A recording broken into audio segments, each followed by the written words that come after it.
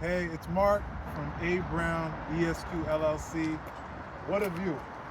Golden Gate Bridge, yes sir, still out here in San Francisco, California at the ABA 2024 Tax Mid-Year Meeting. Like I said in other videos, it's been amazing. We've been having a great time out here.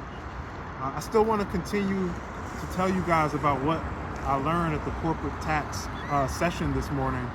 A really interesting session. I think, you got to come to the meetings. When you're a tax professional, there's nothing that beats being in the room under those who are speaking. These are partners at some of the largest law firms in the world. These are senior leadership at the IRS, and you're learning firsthand from them what laws are about to come out.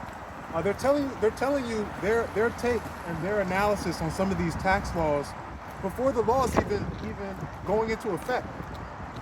And that's really how a lot of these high-power law firms stay on top of things, especially when you get into like mergers and acquisitions, because they want to know ahead of time what law is going to be passed so that they can appropriately time their transactions.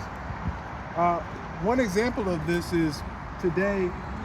I was sitting watching a panel discussion. They were talking about an excise tax that was going to be coming out.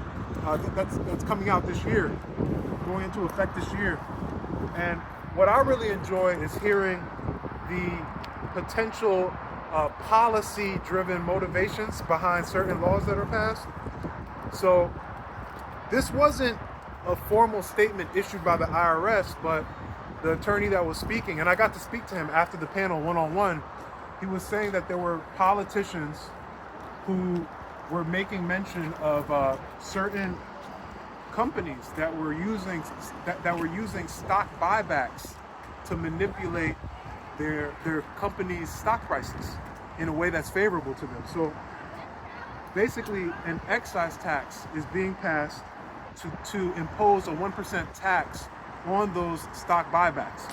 And I was talking to him, I was like, do you think the motivation behind that is to de-incentivize corporations from making those stock buybacks to manipulate their stock prices? He was saying, well, there wasn't a formal statement made, but we've heard politicians talking about this, and even though there's nothing specifically about it in the legislative history, we can connect the dots. We can make certain inferences just from statements that are being made by politicians and the way that the tax is being used and the way that the tax is being imposed. So like, this is why we love these type of meetings. Like, you get to talk to the experts, to the best in the field, and learn more about the law and their thoughts on it.